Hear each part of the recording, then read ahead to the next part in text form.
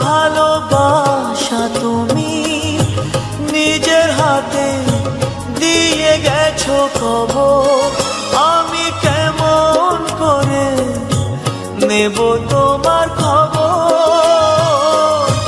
তোমার ভালোবাসা তুমি